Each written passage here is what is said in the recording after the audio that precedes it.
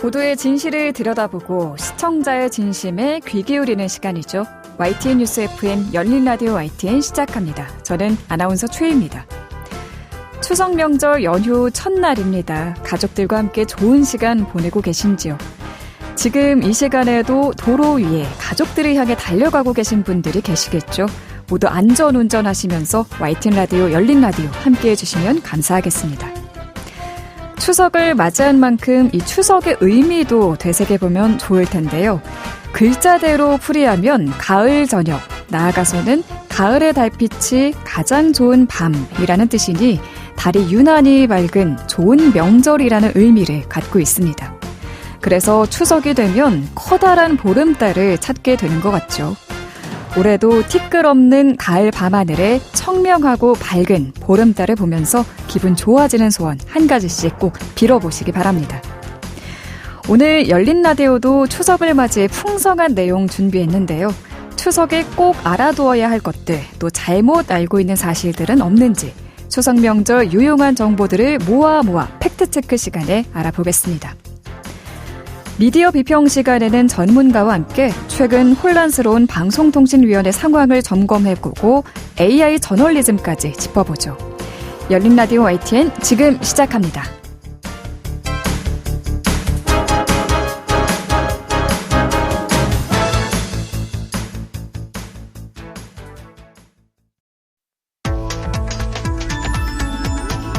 미디어가 전하는 이슈에 대한 다양한 분석과 팩트체크까지 바로 보고 뒤집어보고 꼭꼭 씹어보기 위한 미디어 비평 프로그램 열린 라디오 YTN.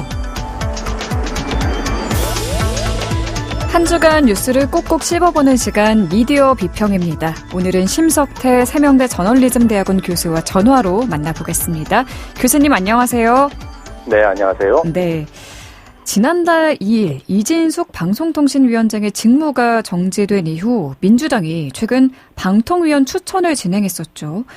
기능이 중단된 방통위가 다시 가동되도록 하겠다며 국회 추천 몫인 3인 중 야당목 2명의 방통위원 추천 절차를 진행하겠다는 거였는데 갑자기 절차를 중단해버렸어요. 왜 그런 걸까요? 네, 지금 방통위가 2명으로 구성이 되어 있죠. 근데 위원장이 직무정지 상태니까 아예 지금 현재는 아무것도 할 수 없는 상태죠. 네. 원래 방통위가 대통령 임명 2명에 국회 추천 3명 이렇게 구성이 되는데 국회 과반인 민주당이 야당과 여당 몫을 합쳐서 국회 추천 3명을 추천하자 이렇게 절차를 진행하는 건 늦었지만 언젠가는 해야 될 일이었다 이렇게 볼 수 있겠죠. 네. 근데 문제는 지금 아시다시피 이진숙 위원장이 탄핵소추로 직무가 정지된 상태고요. 그리고 그럼 국회가 야당목 2명, 거기다가 여당목 1명 이렇게 3명을 다 추천하더라도 이상인 부위원장이 1명 남아있으니까 그렇게 합치더라도 여야가 2대2가 되는 거죠. 네. 그럼 다수결로 아무것도 결정할 수 없는 상태가 되는 겁니다. 물론 그 제도의 취지대로 여야가 원만하게 협의를 해서 논의를 할 수 있으면 좋겠지만 지금 뭐 여야 간의 의견이 엇갈리는 사안이 있으면 구조적으로는 표결을 할 수밖에 없으니까 그럼 2대2 이렇게 되면 아무 결정도 못 하는 거죠. 그렇습니다. 그래서 민주당이 추천 절차를 다 진행하더라도 과연 국민의힘이 여야 합의 처리에 협조할 건지 또 나아가서 윤석열 대통령이 만약 그렇게 추천된 후보가 있다면 그 사람을 실제로 방통위원으로 임명할 것이냐 이 문제가 불투명했는데 어쨌든 공모와 심사가 우리 앵커 말씀하신 대로 진행이 되고 있었고 네. 11명이 모두 지원을 했었습니다. 지원자 몇 명도 모두 공개가 됐고요. 네. 지원자를 두고 논란이 벌어지기도 했었는데 지난 11일 오후에 현재 접수를 해서 서류 심사 중이던 후보들에게 민주당이 일괄적으로 일정을 수년한다 이렇게 통보를 했습니다. 절차를 중단을 한 건데 네. 공식적으로 이유가 뭔지에 대한 설명을 하지는 않았지만 네. 지금 상태에서 민주당이 추천을 해서 임명하더라도 추천을 해서 국회에서 의결을 하더라도 대통령이 임명을 할 거라는 보장이 없기 때문이라고 그렇게 설명을 했다고 합니다. 언론 보도를 통해서 나온 건데 네. 문제는 애초에 뭐 그렇게 예상이 될 수 있는 상황이었는데 임명이 보장되지 않은 상태에서 지원자 몇 면을 놓고 논란이 벌어지고 이런 것들도 아마 이번에 절차를 중단하게 된 원인 중에 하나가 아니었나 이렇게 볼 수 있겠습니다. 그렇군요. 이진숙 방송통신위원장에 대한 탄핵 심판 절차 진행 중이라고 말씀해 주셨는데 헌법재판관들은 이 방통위 2인 체제의 적법성 여부에 대해 근거와 입장을 명확히 하라고 주문했습니다. 특히 방통위 2인 체제가 탄핵 사유에 해당되는지가 쟁점이 됐는데 이 부분을 좀 자세히 설명해 주실까요? 네, 지난 3일에 헌법재판소에서 탄핵 심판을 위한 첫 변론 준비기일이 열렸습니다. 탄핵 심판도 이게 한번 진행이 되면 최소한 몇 달 이상 진행이 되는 거죠. 여기에 소추위원인 국회 법제사법위원회를 대신해서 나온 대리인 변호사가 대통령이 임명한 2명만으로 위원회를 구성해서 운영한 것이 위법성이 그것이 위법하다는 것이 이번에 핵심적인 탄핵소추 사유다 이렇게 말을 했어요. 네. 그 변론 준비기일에서요. 다시 말해서 국회가 볼 때, 다시 민주당이 볼 때는 임명된 당일에 KBS, MBC 이사 선임 안건을 심의하고 의결을 했는데 이걸 2명이 처리한 것이 핵심적인 탄핵소추 사유다 이렇게 얘기를 한 거죠. 예. 물론 그거 말고도 이사 선임 안건을 처리하면서 제대로 심의를 하지 않았다거나 또는 이진숙 위원장에 대해서 기피 신청을 냈는데 그걸 각하한 것도 위법하다 이런 주장도 하긴 했습니다. 방통위 법을 보면 제적위원 과반수 찬성으로 의결한다 이렇게 규정되어 있습니다. 네. 이걸 민주당 쪽에서는 제적이 5명, 원래 정원이 5명이니까 정원 5명의 과반인 3명 이상이 필요하다 이렇게 해석을 하고 있는 거고요. 그런데 방통위 쪽에서 볼 때는 현재 임명돼 있는 사람, 이 사람들이 2명뿐인데 그 2명이 제적위원 아니냐. 그럼 그 2명이 의결을 한 것이니까 불법이 아니다라고 주장을 하는 것이고요. 아까도 말씀드렸지만 방통위는 대통령이 임명하는 2명 그리고 국회가 추천하는 3명 이것을 물론 대통령이 임명하긴 합니다만 어쨌든 대통령목 2명 국회목 3명 이렇게 추천을 하게 돼 있는데 만약에 국회가 위원 후보를 추천을 하지 않으면 네. 대통령목 2명으로밖에 갈 수가 없는 구조인 거죠. 그래서 그 부분이 법적으로 해결이 지금 안 돼 있는 것이기 때문에 네. 이게 어쨌든 논란이 있고요. 이번에 현재 변론 준비 과정에서 정정미 헌법재판관이 이렇게 물었다고 합니다. 국회 측에. 네. 청구인 측이 소추 사유를 더 정확하게 정리해야 할 것 같다. 다시 말해서 최근에 민주당이 주도했던 탄핵소추 건들이 소추 사유가 제대로 특정이 안 됐다면서 기각된 게 있죠. 검사들에 대한 탄핵소추 같이. 그래서 이 부분에 대해서 정확하게 국회가 어느 부분을 위법하다고 주장하는 거냐. 부당한 것과 위법한 것은 다르기 때문에요. 그래서 그 부분에 대해서 명확하게 요구를 했다고 하니까 앞으로 어떤 부분을 제기를 할지 모르겠습니다. 네, 지켜보도록 하겠습니다. 다른 이야기도 나눠볼게요. 유튜브에도 이 관련 정치 콘텐츠들이 워낙 많이 올라오다 보니 이 유튜브 채널을 중심으로 지지층이 결집하고 또 상대 진영을 공격하는 경우도 쉽게 볼 수 있거든요. 이 부분에 대해서도 논의가 필요하지 않을까요? 그렇습니다. 지금 선거보도 심의에서 바로 빠져있는 부분이 인터넷 언론사로 등록되어 있지 않은 유튜브 같은 개인 매체들이거든요. 네. 그래서 항상 선거 때마다 실제로 선거에는 엄청나게 큰 영향을 미치는데 선거 보도나 선거 방송 심의에는 아무 곳에도 포함되지 않는 인터넷 신문도 아닌 그런 채널들에 대해서 어떻게 할 거냐 이런 논의가 계속 진행이 되고 있어요. 지금 학계에서도 진행 중이고 지금 중앙선관위에서도 그 부분을 어떻게 할 건지에 대한 논의를 하고 있다고 합니다. 예. 다만 이런 문제가 있습니다. 이런 개인적인 어떤 유튜브 채널이나 SNS라든지 이런 것들을 어디까지 어떤 심의라든지 이런 공적 규제의 대상으로 넣을 거냐 이게 참 모호한 문제고요. 이걸 자칫 잘못하면 개인들의 어떤 의사표현 이런 것들을 너무 선거에서는 왜냐하면 우리 주권자인 개인들의 의사표현이 매우 중요하잖아요. 네. 이런 부분들을 너무 규제의 관점에서 접근을 하다 보면 우리 선거법이 안 그래도 하지 말라는 게 너무 많아서 항상 논란인데 혹시 개인의 표현의 자유, 정치적 표현의 자유이기 때문에 네. 그것을 너무 침해하게 되는 사태가 생기지 않을까 이게 고민이긴 합니다. 근데 가짜뉴스도 워낙 많다 보니 아무래도 좀 제재할 장치가 필요하지 않을까라는 생각도 들고 참 어려운 문제인 것 같습니다. 그렇습니다. 또 우리 언론계에서 또 다른 이슈 중 하나가 AI입니다. AI를 활용해 작성한 인터넷 신문 기사가 늘어나고 있다는데 과연 이게 팩트체크가 된 제대로 된 기사라고 할 수 있을까 물음표는 뜨거든요. 교수님도 혹시 보셨을까요?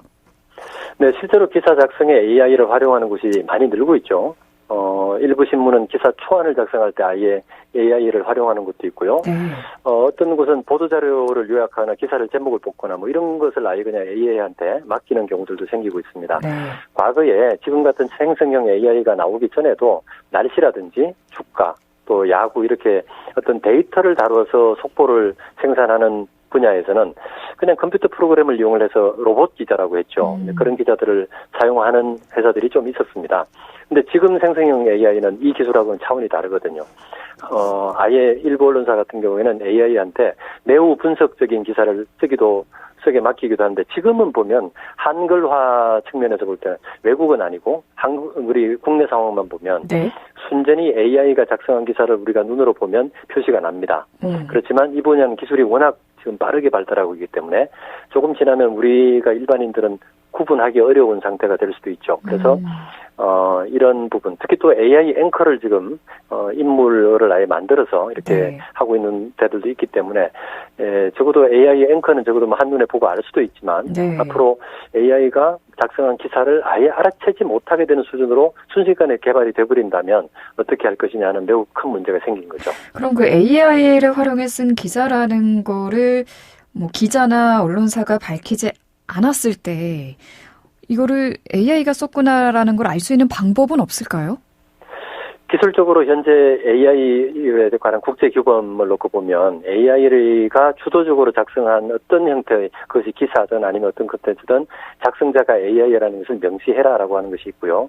또 AI가 글만 작성하는 것이 아니고 그림을 만들지 않습니까? 네. 심지어는 영화도 만들기 때문에 거기에는 아주 내부 코드를 분명히 넣어서 어떤 AI가 작성한 부분에는 기술적으로 얼마든지 검증이 가능하게 이것을 들여다보면 전문가들은 바로 AI가 만들었구나를 알 수 있도록 하라는 게 있고요. 지금 우리 인터넷신문윤리위원회가 최근에 자율규제기구 중에서는 최초로 AI 활용 기사에 대한 이제 자율심의 준칙을 만들었는데 그 내용도 핵심적인 부분은 네. 투명성 공개하라는 거죠. 이 부분은 이 기사는 이런 내용은 AI가 만들었다. AI가 어느 정도로 만들었다. 이것을 공개하라는 것이 일종의 기본 룰이기 때문에 앞으로 우리가 AI로 활용을 더 하게 되더라도 그 표시를 명확하게 하는 것은 우리가 확실하게 해야 될 것 같습니다. 네, 저는 사실 AI로 이 단순 정보 전달 기사는 가능해도 이 분석이 들어간 기사는 좀 어렵지 않을까 생각을 했는데 분석적인 기사도 이미 가능한 상태군요. 그렇습니다. 지금 분석적인 측면에서 이를테면 아주 긴 문서, 이를테면 거의 책 한 권 분량의 문서를 넣고도 불과 몇 초 만에 뭐 1분도 안 되는 시간 안에 거기서 핵심 내용을 뽑아내거나 또는 두 개의 책을 비교하거나 하는 것들도 지금 가능한 상태이기 때문에 네. 과거에 그냥 단순히 자료를 요약한다거니 특정한 어떤 유형의 글만 생산하는 그런 단계를 넘어선 지는 오래된 거죠. 그렇지만 그래도 이 AI가 전적으로 기사를 다 쓰게 하고 AI 기술에만 의지하는 건 위험할 수 있는 일일 것 같은데 어느 선까지 활용이 가능한 걸까요? 그렇습니다. 지금 AI를 어느 정도까지 AI한테 이 업무를 맡길 거냐는 지금 전 세계적인 논란거리긴 한데요. 네. 아마 헐루시네이션이라고도 하고 환각현상이라고 우리가 번역을 합니다만 AI가 어떤 막다른 골목에 딱 부닥치면 자료가 없으면 아예 만들어버린다는 거죠. 거짓 정보를 창출해버리는 문제가 아직도 완전히 해결은 안 된 상태거든요. 네. 그러니까 우리가 정보 일단 AI의 어떤 분석력이라든지 뭐 이런 것들을 많이 활용을 하는 것까지는 가능하지만 AI를 도구로 사용하는 것이 아니고 완전히 AI에게 의존해서 아예 판단을 맡겨버리게 되면 그 부분은 매우 위험한 상황이 초래될 수도 있다. 그런 면에서 네. 앞으로 AI를 우리가 기사 작성이나 이런 것을 활용을 한다고 하더라도 사람이 최종적인 판단을 한다는 전제하에서 사람의 관리라고 하는 측면은 절대로 생략하면 안 되는 거고요. 네. 그리고 AI가 어느 정도까지 개입을 했는지에 대한 것도 투명하게 공개하는 것, 이런 것들이 앞으로 우리가 AI 기술을 활용할 때 매우 중요하게 지켜야 될 원칙 같습니다. 네, 교수님 끝으로 저널리즘 전문가시잖아요. AI와 사람이 함께 기사를 쓰는 시대에 이 저널리즘의 가치는 어떻게 지켜나갈 수 있을까요? 네, 지금 우리 공익적인 어떤 저널리즘 가치라고 하는 부분은 우리가 절대로 무시하면 안 되는 거고요. 이거는 AI든 뭐 또 AI 이후에 어떤 기술이 나오든 사람이 사실에 기반해서 공익성을 판단해서 그리고 그것의 어떤 공익 목적을 잘 판단해서 독립적으로 판단해야 한다는 부분은 바뀔 수 없는 것이기 때문에 우리가 과거에 인터넷 검색 능력을 어느 정도 잘 갖추냐 못 갖추냐 또는 엑셀이라든지 이런 컴퓨터 프로그램들을 얼마나 잘 다루냐가 업무 능력에 영향을 미쳤듯이 이제는 AI를 얼마나 잘 활용할 것인가 하는 것이 기자들, 특히 저널리즘을 실행하는 사람들의 어떤 고민거리가 될 것이고요. 네. 저널리즘에서 기본적으로 사실 판단하고 공익적인 부분 또 독립성을 판단하는 이런 부분들은 어디까지나 인간 기자, 사람이 판단해야 한다. 그 저널리즘적인 가치를 지켜내는 것은 사람에게는 필수적인 우리 사람 기자들의 역할이다. 그런 면에서는 절대로 기자라든지 이런 언론인이 AI에게 대체되지 않을 것이다. 이렇게 생각을 짓겠습니다. 네. AI를 어떻게 잘 활용할 것인가 숙제도 함께 남겨주셨습니다. 오늘 말씀 여기까지 듣겠습니다. 감사합니다. 네, 감사합니다. 지금까지 심석태 세명대학교 저널리즘대학원 교수였습니다. 진실을 전합니다. 진심을 다합니다. 시청자 여러분의 목소리에 귀 기울이는 YTN 뉴스 FM 열린 라디오 YTN 토요일 저녁 8시 20분과 일요일 밤 11시 20분에 방송됩니다.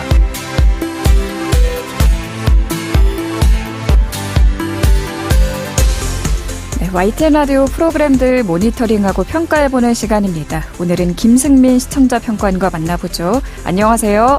네, 안녕하세요. 네, 이번 주에는 어떤 프로그램 모니터링 하셨나요? 이번 주에는 매주 오전 7시 15분부터 9시까지 방송하는 뉴스파이팅 배승희입니다를 들었습니다. 모니터 기간은 8월 26일부터 9월 6일까지 2주간입니다. 모니터링 기간에 정치권 이슈로 떠오른 사건 중 하나가 문재인 전 대통령에 대한 검찰 수사였는데요. 해당 이슈를 대하는 패널 및 진행자의 발언과 태도에서 아쉬운 부분을 짚고자 합니다. 네, 어떤 내용부터 짚어볼까요? 먼저 지난 3일 정치적 원의 시점에서 최재성 전 청와대 정무수석은 김정숙 여사가 친구를 통해 딸 문다혜 씨에게 5천만 원을 송금한 부분에 대해 송금을 부탁할 수도 있는 거죠라거나 이상직 전 의원이 사의 스타트에 있을 때 문다혜 씨의 남편 서모 씨가 전무이사로 취업한 것에 대해 자기의 어떤 전공이나 전문성과 무관하게 대한 대관 업무라는 것도 있다. 개인 의사니까 그렇게 할 수도 있는 거다며 시종일관 그럴 수도 있죠라는 답변을 내놓았습니다. 네. 범죄 혐의가 있다고 판단돼 수사에 오른 사건에 대해 반박을 하고자 한다면 그럴 수 있다는 식의 반응이 아닌 논리적 설명을 곁들여 청취자들을 납득시켜야 합니다. 이와 관련해서는 지난 4일 정치 비하인드에 출연한 박원석 더불어민주당 전 의원의 발언이 좋은 예로 볼 수 있겠는데요. 네. 박원석 전 의원은 수사의 성역은 없지만 논리적인 요건은 갖춰야 한다며 대가관계의 혐의를 두려면 이상직 전 의원의 이사장 채용 과정에 불법적인 요소가 있는지 사위가 항공사 경력이 없는데도 전무이사로 취직한 것은 부적절한 것이지 불법적인 것은 아닌데 여기에 문 전 대통령이 관여했다는 증거가 있는지 월급을 뇌물로 보자면 일을 하지 않고 돈을 받았다는 증거가 있는지를 꼽았습니다. 이처럼 인터뷰이라면 감정적 대꾸만이 아닌 상대방과 대화를 주고받을 수 있을 정도의 답변을 내놓아야겠습니다. 네, 진행적인 부분은 어땠나요? 이런 부분에 대해 진행자가 별다른 지적 없이 다음 질문으로 넘어갔는데요. 앞서 최재성 전 정무수석과의 인터뷰에서도 그랬지만 지난 6일 김재원 국민의힘 최고위원과의 인터뷰에서도 비슷한 상황이 연출됐습니다. 네. 이날 김재원 최고위원은 야당의 계엄령 준비설에 대해 집단 실성한 거 맞아요를 비롯해 민주당이 집단 실성했다는 단어를 4차례 언급했습니다. 또한 문재인 전 대통령 수사와 관련해서는 제가 있는 건 맞아요. 제발 입 좀 다무시고 수사를 받으시기 바랍니다라고 했습니다. 이에 대해서도 진행자는 별다른 제재가 없었습니다. 그런데 진행자는 평소 인터뷰의 발언 속 허점을 잘 잡아내고 이를 지적하는 화법을 많이 사용하는데요. 이일 출연한 박주민 더불어민주당 의원과의 전화 연결에서는 수사라는 게 공소시효가 있는 동안은 할 수 있는 건데 그것도 보세요라고 하거나 네. 4일 한문수 더불어민주당 의원에게는 그럼 지금 현재 증거는 없다 이거네요라는 질문을 6일 김영진 더불어민주당 의원에게는 똑같은 잣대를 들이댄다면 무죄 추정의 원칙 적용해서 말씀하셔야 되는 거 아닌가요라는 등 주로 전공인 법률적 해석에 입각한 질문으로 직설적으로 받아치는 편입니다. 네. 그럼 앞서 2개의 인터뷰에서는 진행자가 왜 침묵했느냐는 점을 짚어보자면 이들은 정치적 원의 시점이라는 코너에 출연하는 고정 패널이었습니다. 다른 인터뷰들은 이슈 인터뷰 코너에 출연한 1일 출연자였고요. 지난 6월 모니터링에서 청년 유감 코너에 출연한 패널에게 사담이나 몰아가기식의 질문을 한다고 지적한 바 있는데요. 앞서 사례를 바탕으로 살피면 진행자가 정치 신인이나 일회성 인터뷰에서는 날카로운 질문을 던지지만 상대적으로 중진 원로급의 고정 출연자에게는 지적이나 질문을 자제하는 편이라는 인상을 갖게 했습니다. 모쪼록 모든 인터뷰에게 촌철살인의 질문을 던지는 진행자로 거듭났으면 합니다. 네, 말씀해 주신 것처럼 뉴스파이팅은 시사 프로그램인 만큼 진행자의 촌철살인격 질문도 필수적으로 있어야 하는 부분인 것 같습니다. 네, 오늘 말씀 잘 들었습니다. 고맙습니다. 네, 감사합니다. 네, 지금까지 옴부즈맨 김승민 평가원이었습니다. 열린 라디오 YTN에서는 시청자 여러분의 목소리를 듣습니다. 참여 신청과 의견은 유료 문자 샵 0945, 우물정 0945나 YTN 라디오 프로그램 열린 라디오 YTN 게시판을 통해 남겨주세요.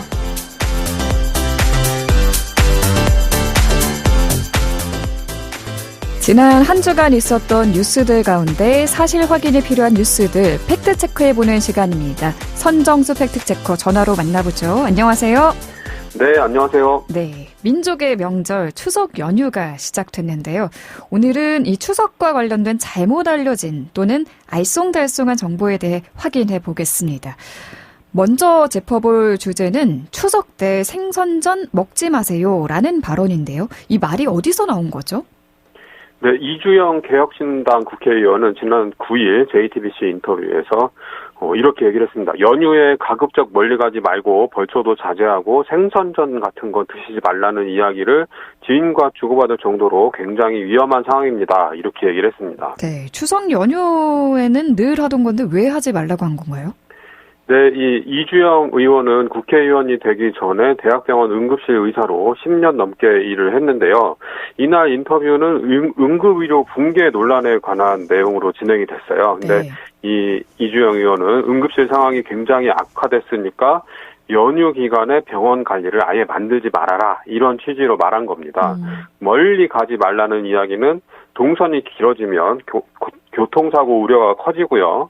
벌초는 벌쏘임 또는 교통사고 이런 위험이 도사리고 있고 생선전은 먹다가 목에 가시가 걸릴 수도 있으니까 조금이라도 위험한 일은 하지 않는 게 좋다. 이런 취지로 말을 한 겁니다. 네.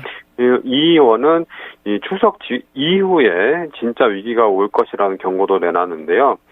병원에도 환자가 몰리는 시기가 있는데 그게 대체로 가을부터다. 가을이 되면서 소아와 성인 가리지 않고 온갖 호흡기의 질환들이 창궐하기 시작하는데 노약자의 경우에는 별것 아닌 호흡기 질환도 중증으로 이행하는 경우가 많아서 대단히 위험할 수 있다. 이렇게 얘기를 하면서 오히려 이 추석 이후에 응급의료 이 대란이 더 심해질 거다. 이런 예상을 내놓기도 했습니다. 네, 반면 정부는 응급실 붕괴는 우려할 정도가 아니라고 줄곧 강조하고 있는데요. 야당은 이렇게 추석 연휴 응급실 대란이 올 거다 우려를 제기하고 있죠. 어느 쪽의 말이 맞는 겁니까? 네, 먼저 정부 쪽 주장을 살펴보면 정부는 응급의료와 관련한 여러 가지 수치를 발표하면서 응급의료 붕괴가 아니다 이렇게 주장을 합니다. 24시간 운영되는 응급실 개수가 크게 줄어들지 않았고 일일 응급실 내원 환자 수도 의사 집단 행동 이전인 2월 중순과 비교해서 늘어나지 않았다 이런 점들을 들고 있는데요. 정부는 경증 환자들이 응급실 방문을 자제했기 때문에 응급실 내원자 수가 적정 수준으로 유지됐다 이렇게 분석을 합니다.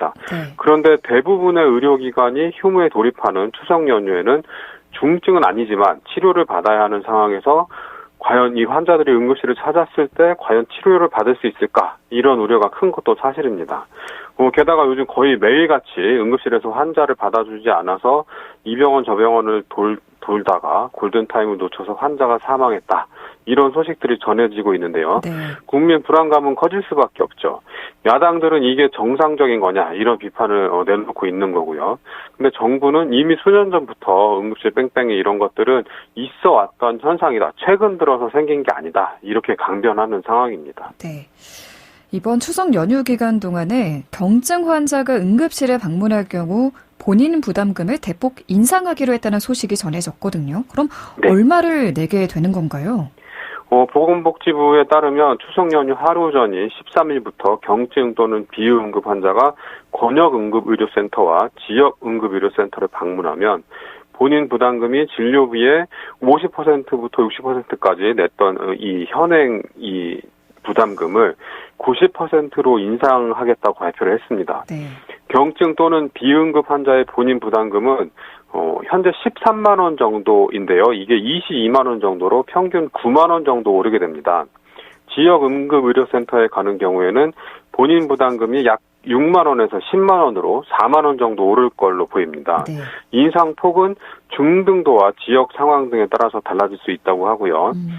9일 기준 응급실을 내원한 경증 또는 비응급 환자 수는 하루 평균 6,665명 정도로 나오는데요. 전체 내원 환자의 약 41% 정도가 이런 경증 또는 비응급 환자들로 채워지고 있는 겁니다. 네. 정부는 진료비를 인상해서 응급실 문턱을 높이면 경증 환자 쏠림을 막고 의료진이 중증 환자에 집중할 수 있을 거다 이렇게 보고 있습니다.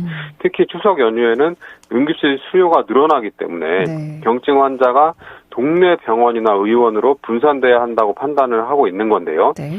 근데 일각에서는 실손보험 가입자들은 걱정 없이 기존처럼 응급실을 이용하고 경제력이 없는 계층들의 응급실 접근성만 낮추는 게 아니냐 이런 우려가 나오고 있습니다. 네, 부담이 될 것 같아요. 경증 환자 본인 부담금을 90%로 인상, 평균 9만 원 정도 오르는 건데 부디 큰 우려 대란 없이 무사히 지나가길 바랍니다. 또 추석 연휴에 응급실에 가지 않더라도 진료를 받을 수 있도록 문을 여는 의료기관을 늘리겠다는 발표도 나왔어요. 네, 서울시는 추석 연휴 기간인 오늘 14일부터 18일까지 번갈아 문을 여는 병의원 5,922곳, 약국 6,533곳을 지정했다고 밝혔습니다. 당초 계획했던 이 추석 병원 약국 개방 규모보다도 약 40% 정도 늘어난 규모인데요. 네. 서울시는 의료단체들과 만나서 추석 연휴 기간 응급의료 비상진료 대책을 논의를 했습니다. 논의 결과 연휴 기간 서울에는 평균 1,184곳의 병의원과 1,306곳의 약국이 문을 열게 됐습니다. 지난 설 연휴 때 문 연 약국 및 병의원 수의 2배 정도에 이르는 굉장히 많은 숫자들이 문을 열게 됐는데요. 네. 서울 시내 응급의료기관 및 종합병원 69곳 전수인데요. 추석 연휴에도 평소처럼 24시간 운영을 하게 되고요. 그리고 소아 환자가 응급실을 찾지 못하는 상황을 막기 위해서 준 응급 환자를 위한 우리 아이 안심병원 8곳, 그리고 중증 응급 환자를 위한 우리 아이 전문 응급센터 3곳도 24시간 운영하기로 했습니다. 그리고 소아 경증 환자의 외래 진료를 맡을 달빛 어린이병원 13곳도 정상적으로 운영을 한다고 하고요.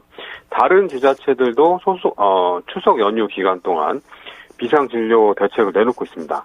명절 연휴 기간 동안 혹시 병원 가야 될 일이 생기면 인터넷 검색창에다가 명절 연휴 병원 이렇게 검색을 하시면 응급의료 포탈이 가장 먼저 뜨는데요. 여기 들어가셔서 가까운 문을 연 의료기관을 검색하시면 됩니다. 네. 명절, 연휴, 병원 이렇게 검색을 하시면 됩니다. 네. 모쪼록 의대 정원 증원 문제가 잘 풀려서 이 의료 대란이 하루속히 정상화됐으면 하는 바람입니다.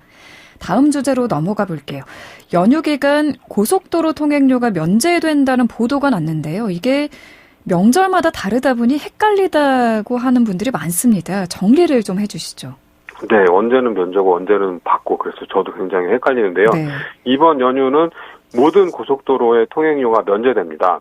9월 15일 0시부터 9월 18일 24시까지 잠깐이라도 고속도로를 이용하는 모든 차량이 대상입니다. 네. 다시 말씀드리면 9월 15일 0시에 고속도로에 진입하는 차량부터 할인이 적용이 되고요. 9월 18일 24시에 고속도로를 빠져나가는 차량까지 적용이 됩니다. 9월 14일 오후에 고속도로에 진입했다가 9월 15일 0시 이후에 고속도로를 빠져나가는 차량 통행료 면제입니다. 네. 마찬가지로 9월 18일 오후에 고속도로를 진입해서 9월 19일에 진출하는 차량도 통행료 면제 대상이 됩니다. 정부는 지난 2017년부터 명절 연휴에 고속도로 통행료를 면제해왔는데요. 그러다가 코로나19 기간이었던 2020년 추석부터 2022년 설까지는 감염 확산 우려 때문에 중단을 했었습니다. 그러다가 2022년 추석부터 다시 통행료 면제를 이어왔습니다. 9월 15일부터 9월 18일까지 모든 고속도로의 통행료가 면제된다고 말씀을 주셨고요. 네. 또 추석 연휴에 교통사고가 많이 나는 시간대가 따로 있다고 하던데 이게 사실인가요? 네, 경찰청이 최근 5년 동안 추석 연휴 기간 시간대별 고속도로 교통사고 현황을 집계했는데요. 오전, 오후, 야간, 심야 이렇게 하루를 6시간 단위로 끊어서 사고 발생 통계를 내놨습니다. 네. 살펴봤더니 오후 시간, 그러니까 정오부터 오후 6시까지 이때가 전체 사고의 45.7%를 차지할 만큼 사고가 많았습니다. 네. 그리고 그다음이 오전 24.6%, 그다음이 야간 18.5%, 심야가 11.5% 순이었는데요. 오후 시간에 교통량이 많아서 그러니까 지나다니는 차들이 많아서 사고가 많다. 뭐 이런 측면도 분명히 있습니다. 그렇지만 오후 시간대, 장시간 정체 시 졸음운전, 뭐 이런 사고 유발 요인에 대해서 철저히 대비해야 될 필요성은 충분해 보입니다. 또 추석 연휴 기간 교통사고와 사망자는 평상시보다는 적었지만 이 연휴 전날에는 평상시보다 교통사고는 40%, 사망자는 10% 이상 많았던 것으로 집계가 됐습니다. 특히 음주운전 교통사고는 연휴 전날과 연휴 첫째 날이 평상시보다 20% 이상 많은 걸로 집계가 되는데요. 네. 연휴를 앞두고 들뜬 분위기에서 음주운전 등으로 인한 교통사고 위험이 증가한다. 경찰청은 이렇게 분석을 했습니다. 네. 또 추석하면 떠오르는 것 중 하나가 아마 푸짐한 명절 선물일 텐데요. 선물을 드리고 싶은 친척이나 지인이 공직자일 경우 선물을 해야 하나 말아야 하나 또 뭘 해야 하나 고민이 많이 되실 겁니다. 금액 제한이 있죠? 얼마까지 허용되나요? 네, 일단 짚어봐야 될 거는 선물을 주고받는 사람이 공직자인가 아닌가인데요. 공직자가 아닐 경우에는 명절 선물 금액 제한, 이 해당 사항이 아예 없습니다. 이 명절 선물 금액 제한은 김영란법으로 불리는 청탁금지법 적용에 따른 건데요. 법 적용 대상이 공직자로만 한정이 됩니다. 따라서 공직자가 아닌 분들께는 선물 금액 제한이 당연히 없는 거죠. 직무와 관련 있는 공직자에게 원활한 직무 수행, 사교 및 의뢰 목적으로 주는 선물은 5만 원까지 가능합니다. 그런데 예외가 있는데요. 농수산물과 농수산 가공품, 또 이런 걸 살 수 있는 농수산물 상품권, 농수산 가공 상품권 이런 것은 평상시에는 15만 원까지, 명절 선물 기간에는 30만 원까지 허용이 됩니다. 네. 이번 추석 선물 기간은 지난달 24일부터 오는 22일까지로 정해졌는데요. 직무와 관련 없는 공직자에게는 100만 원까지 선물이 가능합니다. 다만 공직자의 직무와 직접적인 이해관계가 있는 경우에는 일체의 선물을 주고받을 수 없도록 되어 있습니다. 이게 좀 복잡한데요. 네. 선물 이외에도 직무 관련 공직자와 함께하는 음식물, 그러니까 그 공무원들이랑 같이 밥을 먹고 내가 계산한다, 뭐 이런 경우에 이 음식물 가액이 3만 원으로 제한이 돼 있었는데 이게 이번부터 5만 원으로 올랐습니다. 네, 식사비는 5만 원으로 올랐습니다. 예, 그렇습니다. 정부와 요식업계, 농수산업 관련 종사자들이 그동안 기존 물가 인상분을 반영해야 된다 이렇게 강력히 주장을 해서 청탁금지법 시행령이 개정됐기 때문인데요. 일각에서는 정부가 공무원에게 더 비싼 선물을 줘도 된다고 홍보하는 것 아니냐 이러면서 김영란법 취지에 역행하는 조치다 이런 비판이 나오기도 했습니다. 네. 또 추석 명절에 많은 분들이 벌초와 성묘 다녀오실 텐데요. 이맘때 빠지지 않는 게 각종 안전사고입니다. 관련해서 소방청이 눈길을 끄는 보도자료를 냈다고요? 네, 소방청은 9일 추석 연휴 조심해야 할 안전사고 4가지 이런 제목의 보도자료를 냈는데요. 다들 예상하시겠지만 벌과 뱀 관련 사고가 포함됩니다. 네. 4가지라고 했으니까 다른 2가지는 뭘까요? 뭔가요? 교통사고와 예초기 사고입니다. 네. 소방청 구급활동 통계자료에 따르면 2019년부터 2023년까지 최근 5년 동안 추석 연휴 기간 동안 벌쏘임 사고로 인한 구급 이송 인원은 1,445명으로 집계가 됐습니다. 네. 연휴 기간 하루 평균 60명이 벌에 쏘인 셈인데요. 이 중에 심정지 환자가 3명, 부상자가 1,442명이었습니다. 그리고 뱀 물림 사고의 경우는 추석 연휴 이송 건수는 2019년 18건, 2020년 25건, 2021년 31건, 2022년에는 36건, 지난해에는 30건으로 집계가 됐습니다. 최근 5년간 추석 연휴 교통사고로 인한 구급 이송 인원은 모두 11,917명인데요.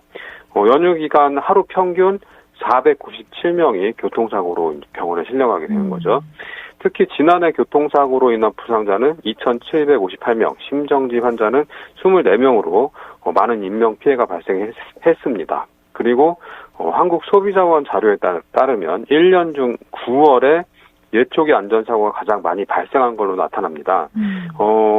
예초기 안전사고는 최근 5년 동안 모두 405건인데요. 이 중 60%가 추석 전 벌초 시기인 8월부터 9월 사이에 집중이 됐습니다. 그리고 예초기 사고로 다친 부위는 발 또는 다리가 66%로 가장 많았고 손, 팔이 25%, 머리, 얼굴, 어깨, 목 뭐 이런 순으로 많았습니다. 그리고 50대와 60대가 57%로 절반 이상을 차지했고요. 그래서 이 예초기를 사용할 때는 반드시 보호 장비를 착용하고 충분한 안전거리를 유지하는 등 각별한 주의가 필요합니다. 네, 선정수 팩트체커님과 우리 청취자분들 각종 안전사고에 유의하시고 즐거운 추석 명절 보내시기 바랍니다.